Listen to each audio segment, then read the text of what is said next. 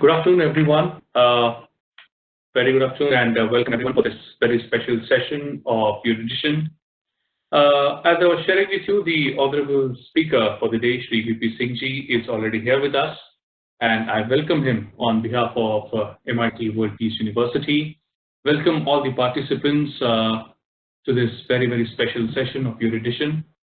So before I begin, I would like to quickly share the way in which this webinar would progress today. First, of course, we will have the address of the honorable speaker, Shri V.P. Singh Ji. As you can see, I hope you all can see the presentation on your screens. If not, please ping me a message in the chat box, but I'm sure all of you would be able to see the presentation which is already shared by Shri V.P. Singh Ji. So first we will have the address which would be around 40 to 45 minutes, and after which we would have the question and answers round as usual. So I would like to request all of you to post your questions in one line, small questions please, because yesterday we have seen the question length was quite big and becomes really difficult to read those. But today I would like to request you to please keep your questions small so that I can take most of the questions. At least I will try. Well, yes, this opportunity I can take to apologize to you because I was not able to take all the questions yesterday. So once again, before I begin, I would like to welcome all the participants and the honorable speaker for the day, Shri V.P. Singh Ji, and it is really my honor and privilege to introduce him to all of you. Dr. Singh is currently an advisor and distinguished professor with two Indian private universities, Jaipuria and Jaipuria Institute of Management, Lucknow, Indore, and at Jaipur. Earlier, he had been with Patanjali team as the full-time advisor for organization development during year 2016 and 17. Dr. Singh teaches, coaches, and mentors students periodically at the New Gen IIMs. He has also coached students of master's program on organization development and change during 2018-19 at Tata Institute of Social Sciences, Mumbai.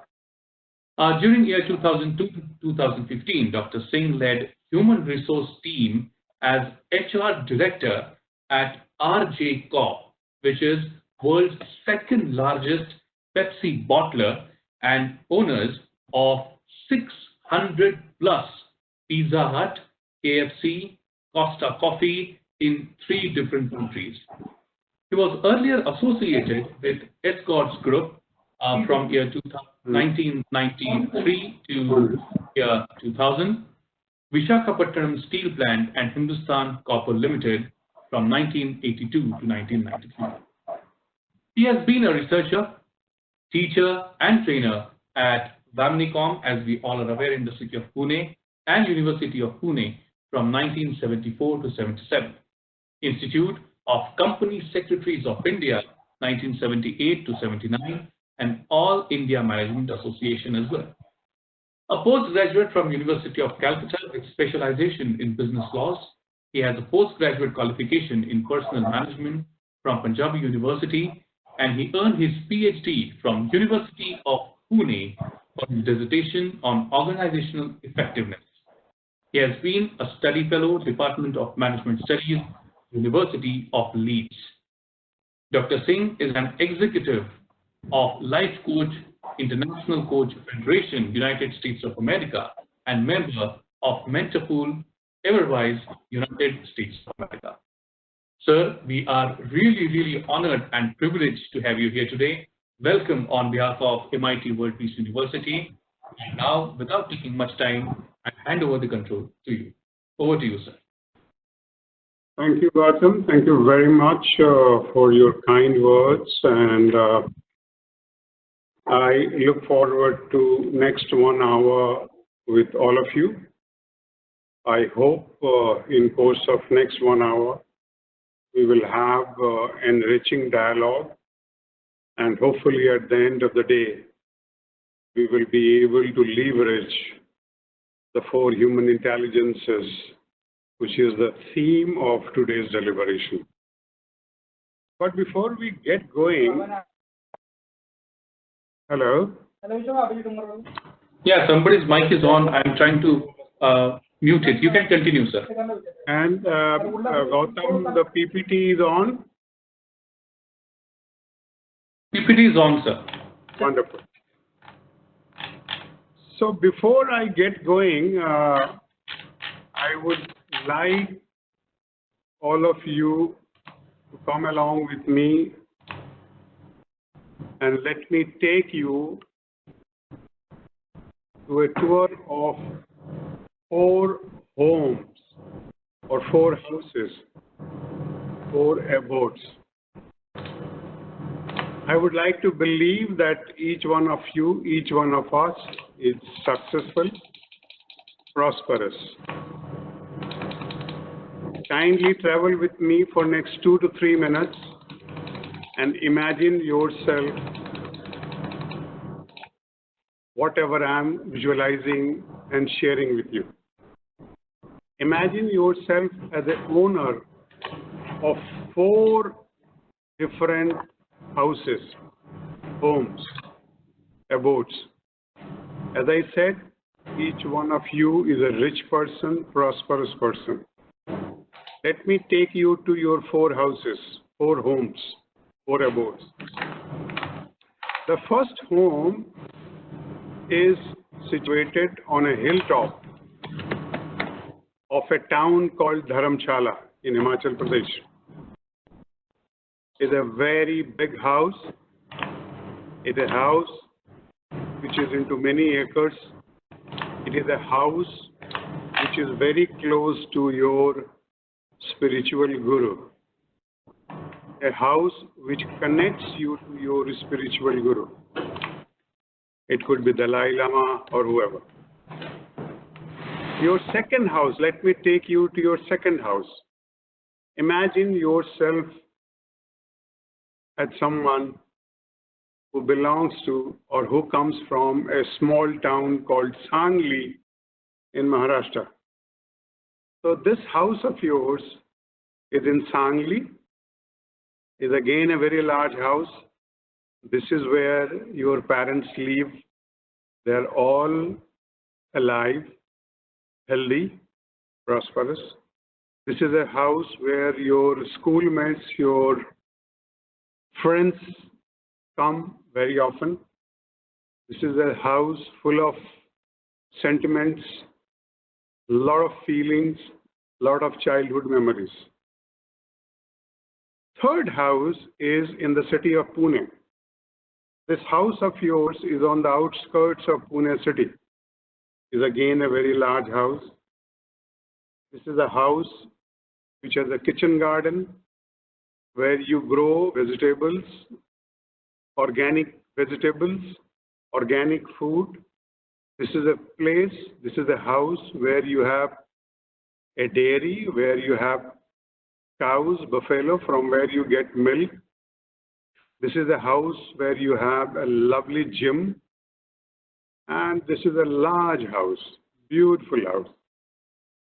And the fourth abode or home is MIT.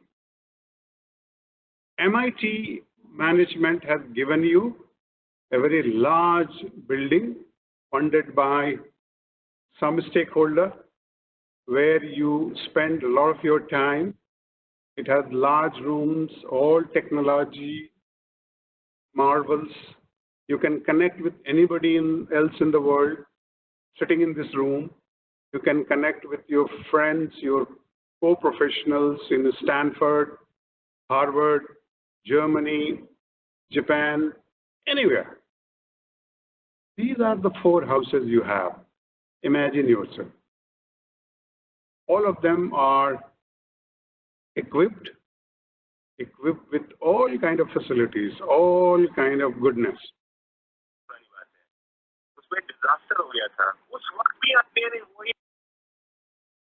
I would ask you to stop for a moment and think, where do you spend most of your time? Which house? And what do you do when you are in these houses or homes? or abodes. Stop and think for a moment.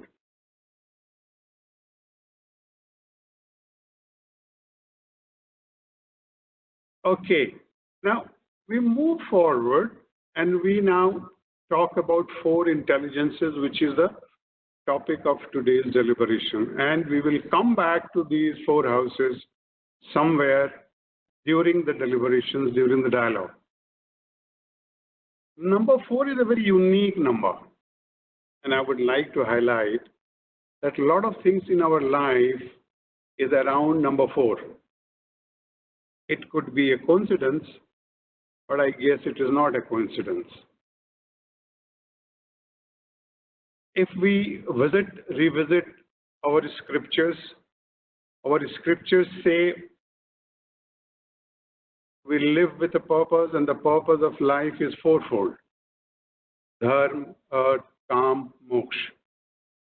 We are here on this planet Earth to live a life of righteousness. We are also here on this planet Earth to generate wealth, earth. We would like to believe that generating wealth is not desirable, but in fact, it is something which ensures that equilibrium, the life equilibrium is maintained. So generating wealth is the second purpose. The third is calm, which is not literally sex, but it primarily means enjoying, relishing the goodies of life, all positive things with a lot of responsibility. And lastly, moksha, liberation. We are on this planet Earth for a certain period. We will depart. So are we mindful that we have to somewhere be driven by this purpose of moksha, liberation, or creating a legacy that when we leave this planet Earth, there will be a legacy, there will be a heritage, there will be what we call in Urdu, virasat. So these are 4 purposes for which are elucidated, deliberated, defined, delineated in our scriptures. Now, come to the modern interpretation of the same thing. A gentleman called Stephen Covey, in his various books, talks about 4 human dimensions. So if you can see on the left-hand side of the PowerPoint, you will see the purpose or the 4 human dimensions are physical dimension, mental dimension, emotional, and spiritual. The physical is primarily living a life, living a wholesome life. Mental is nothing but continuously learning. Emotional is a world of love, affection. And spirituality is not only God or Khuda or Allah or Jesus or Guru, but also living a legacy. It is also connecting with a power which is around us. And these 4 human dimensions are somewhere related to the 4 intelligences which we have been talking today. Actually, if you go by various experts say that there are multiple kinds of intelligences. They talk about 8 or 9 intelligences, but to make things simpler, easier, we are talking about 4 intelligences. And when I'm going to describe those 4 intelligences, I will again encourage you to simultaneously ask yourself that how do you rate yourself on each one of those intelligence we are going to talk about. These are multiple intelligences which experts talk about, but we are not going to discuss or we are not going to talk about them. We are going to talk about these 4 intelligences. The first is physical intelligence, as we said earlier. This intelligence is your ability to listen, identify, and respond to internal messages about your physical self. The basic premise or hypothesis is that our body continuously communicates. Our body talks. Our physical world is in touch with us. Do we listen to the signals or messages which our body sends? I'll give you some crude example. Probably it will help you to understand what I'm suggesting. So typically, when you are in a cocktail party, you overeat. I don't know whether you overeat or not, but a lot of us overeat. We eat whatever we love. We overdo it. Similarly, if you are fond of alcohol or beverages, you overdo.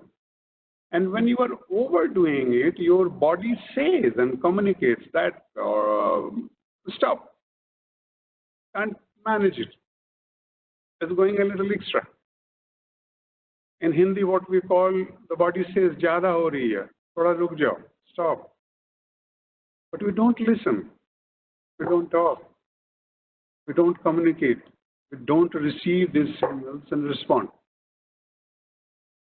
Physical intelligence is nothing but becoming aware that our body, which comprises at least 1 trillion cells, is continuously communicating with us. A little later, I'm going to share with you some significant path-breaking research which has been carried out and going on around the world about cells, about DNA, about genes. And in fact, I have shared a short video film with Gautam, and all of you who are interested, you can access some of these films from Gautam in course of time. So physical intelligence, as we said, that our ability to connect with our body, listening what it's saying, responding, and really taking care of this temple, which we call body. And you would recall that our forefathers, our scriptures have always said that body is a temple. Do we treat our body as a temple? That's my question. Second, mental intelligence. Now, this is something we all are very familiar. And especially when I'm sitting across a group of very erudite professors from MIT, World Peace University, I don't have to overemphasize the power of mental intelligence. All of you are experts, professionals who are absolutely world-class on your mental intelligence in your own domain, in your own subject. So mental intelligence is your ability to analyze, reason, think abstractly, use language, visualize, and comprehend whatever subject you are master of. So you could be a professor of mechanical engineering, a psychology, botany, or medicine, dental sciences, and you are master of this particular domain, this particular subject. Mental intelligence. Third is spiritual intelligence, and when we talk about spiritual intelligence, we are not talking only about God. We are also talking about our ability to behave with wisdom and compassion, maintaining inner and outer peace, regardless of the situation in which we are. It is our ability to address and solve problems meaningfully and with value. It is beyond God, Allah, Khuda. It also includes all of them, incidentally. But it's about the power which is around us, which is not visible to us, but it is around us. And lastly, I will talk about emotional intelligence, which is understanding your and your friends' emotions, your family's emotions, and leveraging them for success. Empathizing and networking and growing. That domain is emotional intelligence. So these are 4 intelligences which we were talking about during last 3 months. Now let me relate these 4 intelligences with the 4 houses I was talking about. The first house on the hilltop of Dharamshala is a house of spiritual intelligence. A house where your spiritual guru is around, where you are connecting with larger, bigger power which runs this universe. The second house is in Sangli, where your family, your parents, your friends, your classmates, they live. That's the house of emotional intelligence. The third house, which is on the outskirts of Pune city, which has a kitchen garden, which has a group of cattle, cows, buffaloes, fruit trees. That's the house of physical intelligence. And lastly, your building, your office in MIT is your house of mental intelligence. How much your time you spend in these 4 houses? And what kind of work you do there? Do you overspend your life and time in only one of these houses? Do you visit your house of spiritual intelligence often? Your house of spiritual intelligence can be in outskirts of Pune also, in your physical house also. It is not necessary, but that you have to go to Dharamshala to connect with the spiritual intelligence. But that was kind of a rhetoric, that was kind of a imagery, that was kind of an example of a spiritual intelligence. Let me now divert a little here and talk about physical intelligence, because that's one thing most of intellectuals, professionals overlook. And it is not surprising that somebody at the age of 40, a chief executive of BMW, Rudra Tej Singh, dies of heart attack 3 days back. I'm sure you read in the newspaper. Rudra Tej Singh, Chief Executive Officer of BMW India, 40-year-old person, a bright professional from IMT Ghaziabad, collapsed and died 3 days back. Cardiac arrest. Do we take care of our physical intelligence? That's a question I have. Let me lead you to what kind of research is going around in this world. And I invite your attention to a gentleman called Siddharth Mukherjee. You can see him on the screen. He is having a chat with Bill Gates. He has written a book called The Gene, and you can see that he is a Bengali oncologist, cancer surgeon, who has a family. His uncles, 2 of his uncles were victims of schizophrenia, mental illness, and that pushed him to understand that why in some families certain maladies, certain disease overwhelm them. He has written some wonderful work. He has written a book called Emperor of All Maladies, Cancer, which has been awarded with Pulitzer Prize, one of the most prestigious, recognized prize, US prize. Encourage you to read that book, but definitely we are right now talking about the gene. Gene is something we were talking about with a reference to physical intelligence. Now, some of you professors who are professor of biology, molecular biology, or microbiology, or genetics know the subject much, much more than I can even imagine. I am not a student of biology. I don't understand gene. I don't understand genome. I don't understand DNA. But nonetheless, my interest in physical intelligence pushed me to read, listen Siddharth Mukherjee.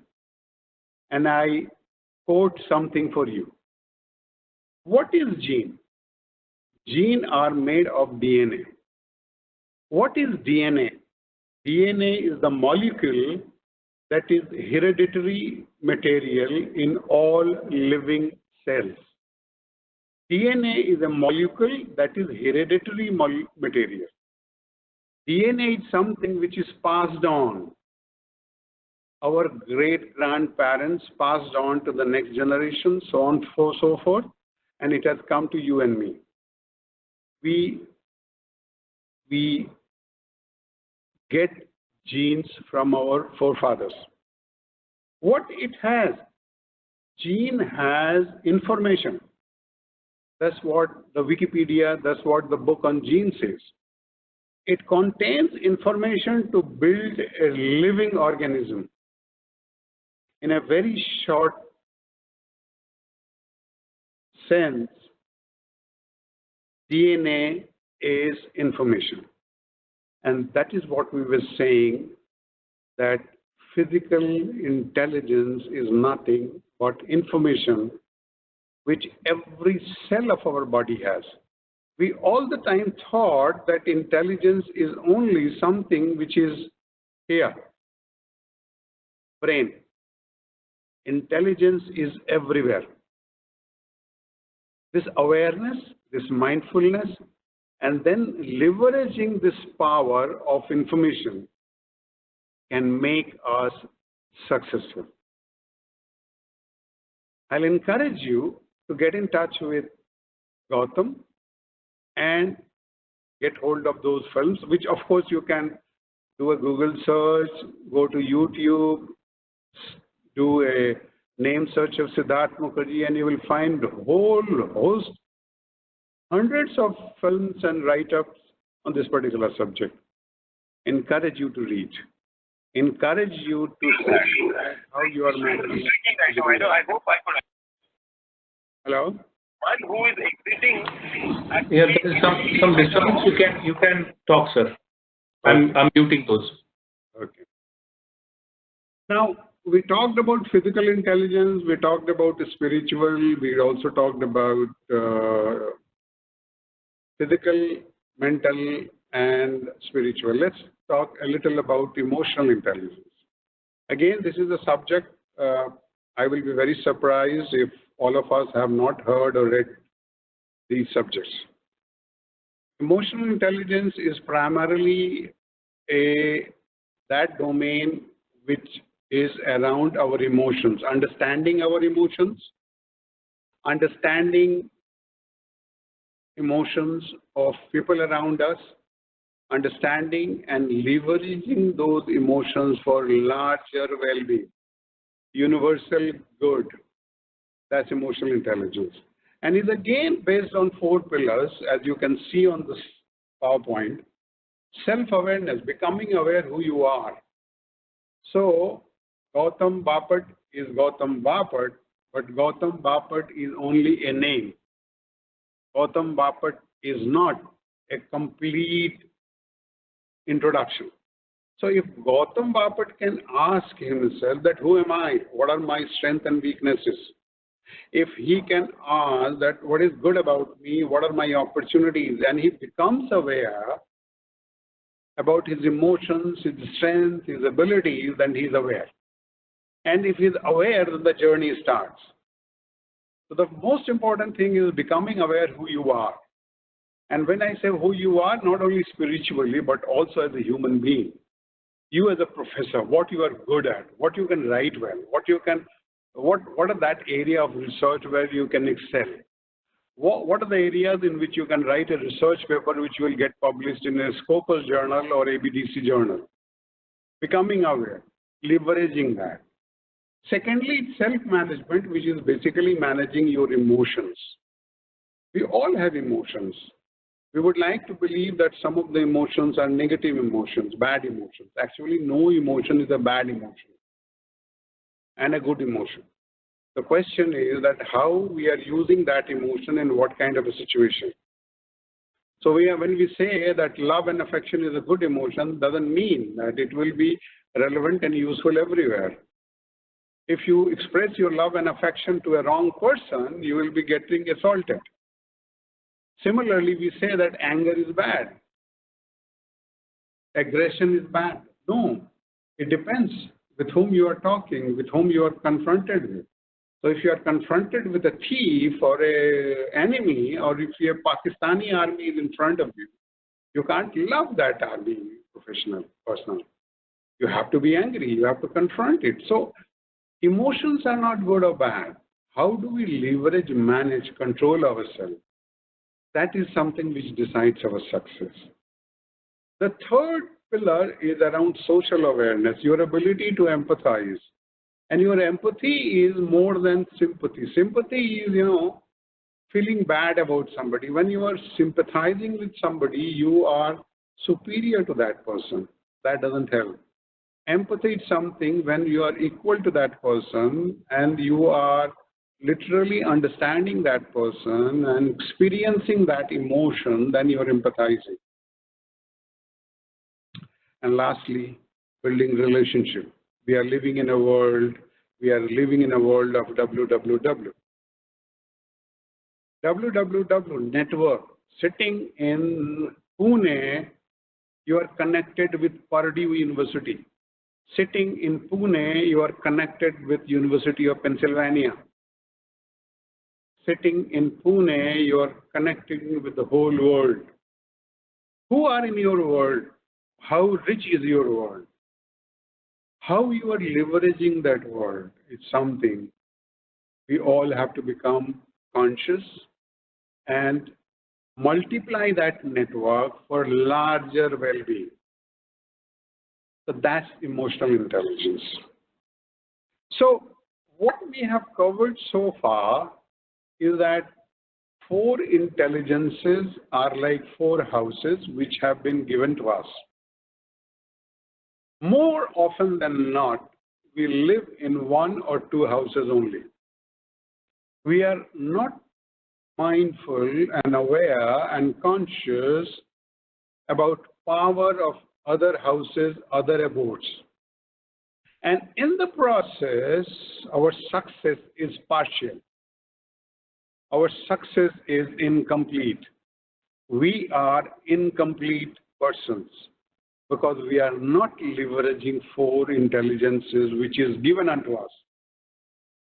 The system has given 4 powerful houses to live, but we are not.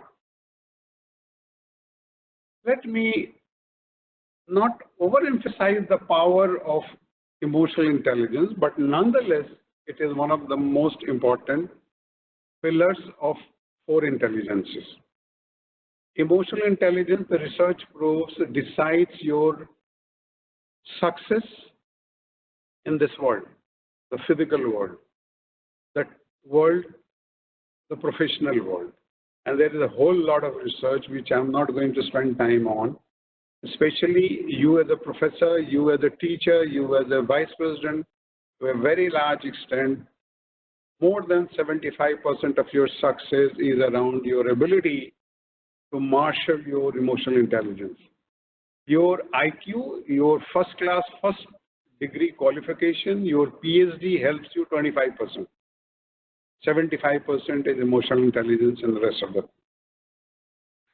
I now will almost come close to my presentation. It is 2 minutes past 5. I would like to close in next 8 to 10 minutes, and then we will keep the forum open. But before that, let me take you to certain questions. GPS. I mean, our mobile has GPS. What about our life GPS? So these are the 4 questions which I could ask. That so far your body is concerned, so far your physical intelligence is concerned, and this is a question which Stephen Covey is asking. He's saying that imagine you are a 40-year-old young professor of MIT WPU. God forbid, assume you have had a heart attack. How and what kind of life you will live now? Will you live the same kind of life which you were living? The same kind of food you were eating? The same kind of beverages you were consuming? Or you will change yourself?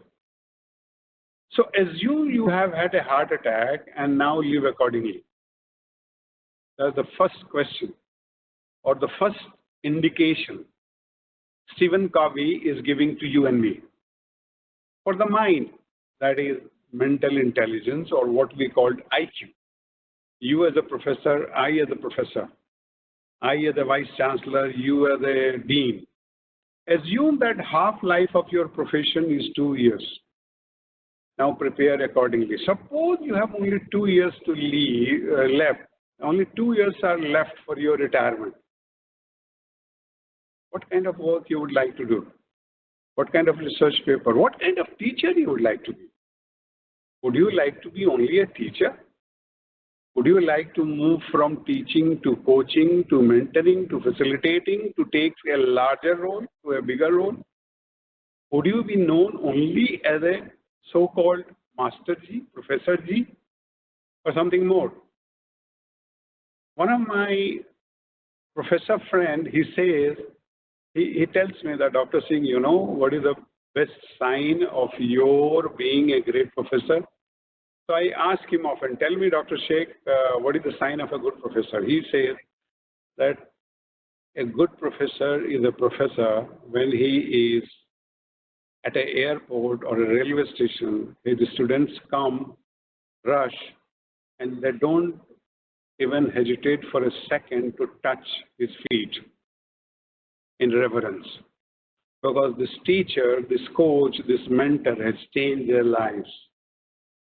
So, are you as a teacher a life changer or only somebody who passed on information? Think about it. That's mental intelligence. Third, for the heart, emotion. Assume that the person is sitting across and now talk about him. Many times we talk light about a person. What we talk, we take a lot of pleasure in bringing some person to its lowest level when he's not around. In what we call in Hindi chugli, backbiting and things like that. The concept is called loyalty to the absent. So when you are talking about somebody and if he's not around, imagine that he's around. Then go ahead and talk. Then go ahead and tell what limitations, challenges, shortcomings you have. As if he's sitting across and listening to you. Be mindful and then talk. And lastly, but not the least, for the spirit. All of us have been created. Assume you have a one-on-one visit with your Creator every quarter. Suppose you have a meeting once in a quarter with your God, with your Creator. What kind of performance appraisal session you will have with him or her? What you will report to him or her? That what did you do during last quarter? Live accordingly. So these are some of the life GPS, if I can say, is something which gives us direction. Most of us live a life of clock, the time. Very few of us live a life of compass which gives us a direction. We rarely look at compass, that where I am progressing, where I am going. our focus is too much on time clock. Almost coming to the close of my presentation, and this is a concept called Ikigai, which is a Japanese concept. Ikigai is a combination of two Japanese words. Iki means life, gai means purpose. So I and you who teach in a university, what is the purpose of my and your life? And Ikigai is written by these two gentlemen, and I was very lucky that I was in web meeting with Francis Morales, who is a French guy, 2 days back, and it was a wonderful interacting with him. And what Francis was saying is that all of us are too busy. And what Francis, this author of Ikigai, was saying, that being busy is being stupid. And what he said, it is a new normal. Being busy is being stupid, is a new normal. Like Corona is a new normal. We all are busy. We all are stupid. That's what Francis says, not me. And he encourages us to look at our life again from these 4 circles. We need to ask what I love, what I'm good at, what I can be paid for, and what the world needs. So if I'm a teacher, all right, I love teaching. But do I love merely teaching, or I love coaching, or I love mentoring, I love teaching in Islam, or I love teaching people who are not financially disadvantaged, who are not financially very rich? What I love, what kind of teaching I love, what kind of research I love, what I'm good at, and can world pay me for that? And does this universe need that, what I love and what I'm good at? And the passion, mission, profession, and vocation, when it meets, that center point is called Ikigai. So what is your Ikigai? What is my Ikigai? That is, I and you must continuously ask. Will it be an easy answer? Regrettably, no. It will not be. It has to be a continuous exploration to find Ikigai, life purpose. And incidentally, that's a Japanese concept, but we started with our own Hindu Indian scriptures, dharma, earth, kam, moksha, and a balance between all 4. Where is your balance? That's what we all have to ask. And I'm literally at the fag end of my presentation. So you and I, we all are successful. We are lucky. We are fortunate. We teach in MIT, WPU. We work in large corporates. We are general managers. We are vice presidents. We are successful. We live a life of success. But do we live a life of significance? That's something we have to ask. You may like to think, you may like to ask, you may like to imagine that people whom we admire, we never say that they were successful. For example, we never say that Mahatma Gandhi was a successful leader. We never say that Mother Teresa was a successful philanthropist or a caregiver. We never say that Gautam Buddha was a successful preacher. We say that they were significant. Mother Teresa lived a life of significance. Mahatma Gandhi lived a life of significance. What is significance? Significance is beyond success. Success is winning. Significance is helping others to win. So don't worry about your being successful.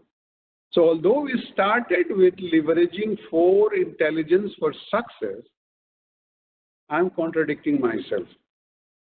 We started with leveraging 4 intelligences for success. Now I'm saying we must leverage 4 intelligence for significance. Success is about us. Significance is about others. Significance and success, they go in 2 directions. Significance is something when you have to stop worrying about your own success.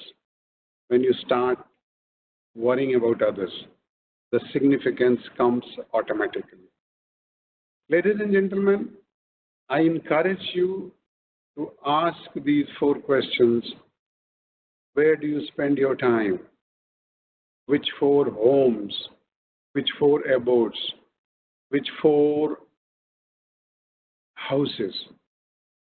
And what kind of quality time you are spending? A professor, a teacher, a mentor, a coach is continuously renewing himself or herself. It doesn't rest on oats. It doesn't rest on the success which he or she has achieved. It goes beyond that. Money and all that kind of thing is good enough. But there is a world beyond money. And I was sharing with Professor Rajiv Thakur yesterday.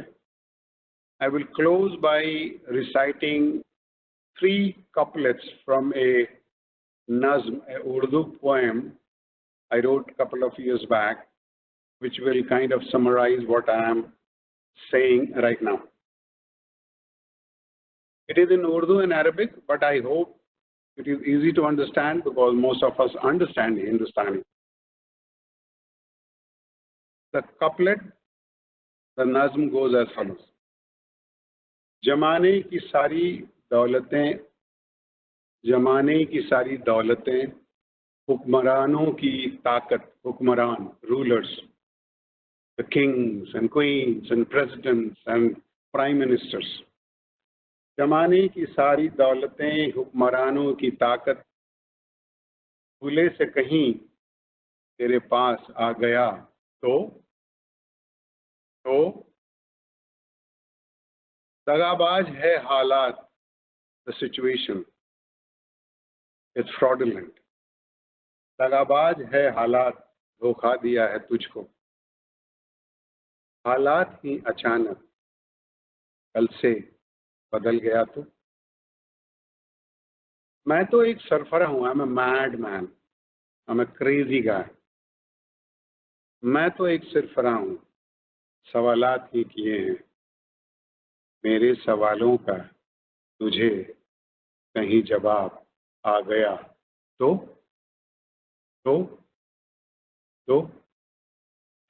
Ladies and gentlemen, it was a privilege interacting with you. I hope we will travel together and we will really live a life of significance, which we have come on the planet Earth, not to live a life of success only. Let us leverage these 4 intelligences for a larger good, for universal good. Thank you. Thank you very much, Gautam. We can start question and answer sessions. Thank you. Thank you very much for that, sir. And yes, I have many questions, I would say. So I think I'll have to request you if you can, we can have brief answers because I have some odd 9 minutes left with me, 10 minutes left with me, and I have many questions. So let's see how I'll be able to handle this. May I start, sir? Please. Yeah. So the first question comes from Ms. Manasi Kapoor, and Manasi Kapoor would like to ask, what is Maya or illusion according to you? Well, Gautam, I'm tempted to answer that question, but if I start responding to a very metaphysical question of that kind, we will get into a dialogue with Jiddu Krishnamurti. I am not really competent, and I will recluse to say or respond anything on that heavy question. We are basically talking about four intelligences. Maya is something which is basically a thought process where we are confused. We overvalue what is not valuable, which is transitory, which is not permanent. That is Maya in one way, if I dare to answer that question. Something is impermanent, and getting trapped into that will be Maya. Okay. So the next question is again from Manasi Kapoor, but I'll hold it for a while because there are many more questions. The next question comes from Nidhi Agarwal, and she says, Sir, in today's situation of COVID-19, when the whole world is under lockdown, which intelligence has the main role to overcome this situation, and how can we manage ourselves in this situation? So different people are using different intelligences. So for example, somebody who is sitting in his R&D laboratory and trying to find out a medicine or a solution for COVID, he is using his mental intelligence. He's using his R&D capabilities, he's doing a lot of research, he's getting into gene therapy, he's getting into pharma. He's using his mind, he's using his mental intelligence. So for him, it is mental intelligence. But somebody who is a doctor is using his mental intelligence, but he's also using a lot of his emotional intelligence. He's giving not only physical care, he's also giving emotional care. So the caregivers are giving using multiple kind of intelligence. So then again you see police officers today on the road. You must have seen many film clips that they are offering food, they are offering flowers, they are offering all kind of things. So they are no more only using mental intelligence, they are also using emotional intelligence. Then they are also using to some extent spiritual intelligence. So depending upon where you are, you use a particular intelligence, and no intelligence is inferior to the other one. There are four abodes. They are like four directions, north, east, west, south. Which direction is more important? Well, theoretically, north is Kuber, it is better. But that doesn't mean east, west, south is not important and valid. It depends what you are doing. True. So when you are giving... I think the next question is on the similar line, if I may ask. The next question is from Professor Deepak Apte, who happens to be the Vice Chancellor of MIT World Peace University. Does spending time in four houses depends on your own life stage, the stage in life, situation, Absolutely. or it needs to be simultaneously? Obviously, he says we need to balance it. But we see many people tend to spend more time in the one or two houses. Yes. Why we tend to disturb harmony, even realizing that what is right? Yeah. So one comes across pretty frequently that those who are young, they spend a lot of time in the house of mental intelligence. They don't spend equal amount of time or commensurate amount of time on probably spiritual intelligence. Probably people believe that sannyas and vanprasth is something which you should think about when you cross 50 or 55 or 60. Well, that's one way of looking at. Chronologically, yes, it's true, but the fact is that one has to be in different houses in different times, even if you are a 35-year-old person. Don't live in one house only or two houses only. Otherwise, you will get disconnected totally with other ones. It will be very difficult to get connected in other houses. I wonder how the questions are coming interrelated. The next question comes from Varsha Nirlekar, who asks, most often we struggle to balance out time in the first two houses itself. How do we move ahead and reach the other two houses? Okay. So, first of all, the mere fact that you are asking question, it means that you are conscious and mindful. The very fact that you are asking this question, that means that you are aware and mindful and conscious. It also demonstrates that you are struggling, and you are struggling in a very positive sense. If you are struggling in a very positive sense, now you have to take one small step and get into that third and fourth house. Spend a little time. You may not enjoy. Come back to your first and second house. But again, try and get into your third and fourth house. Even if you are spending half an hour, 45 minutes in remaining two houses every day is good enough. Good enough. There is always a temptation when you are 35-year-old. There is a temptation to acquire physical well-being, physical goods, physical reputation, wealth, so on and so forth. I have no disagreement with you. Please go ahead.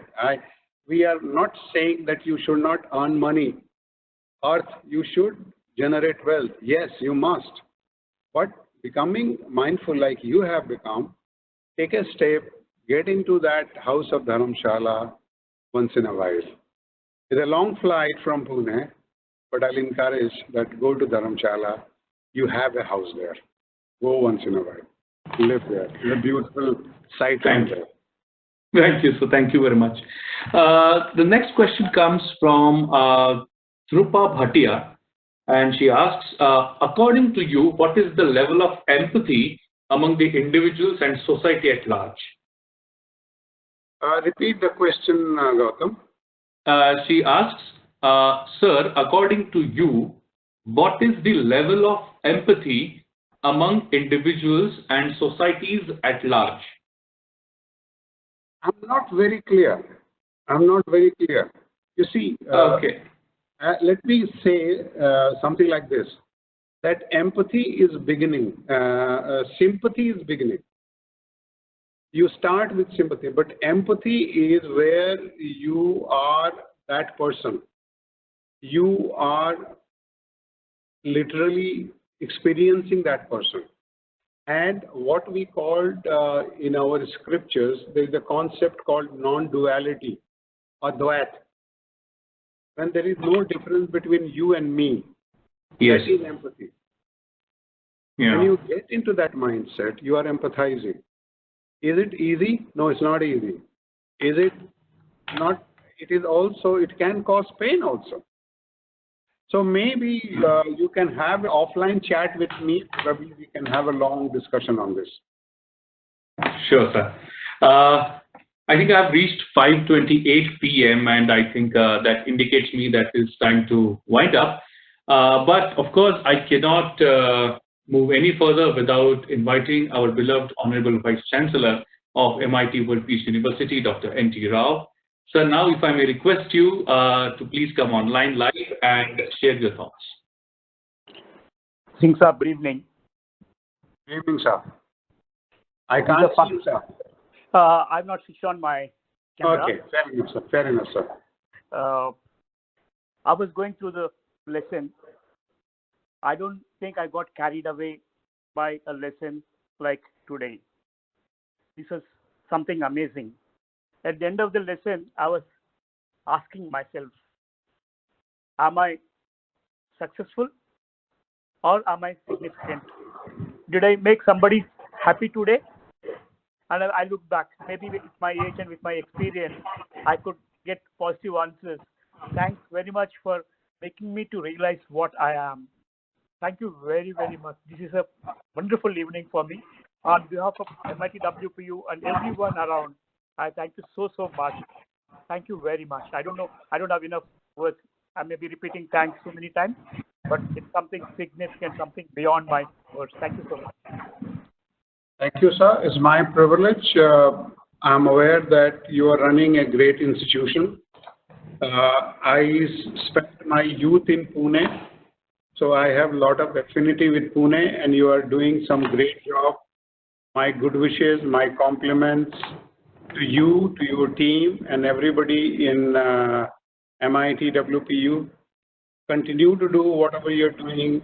I would like to assure you that you are not only making people successful in their life, I'm sure you are helping them to realize that they can live a life of significance. My good wishes. Thank you. Thank you so much. Thank you so much. Thank you so much. Can we have Rajiv also, please, for final words? Rajiv? Yes, sir. Good evening, sir.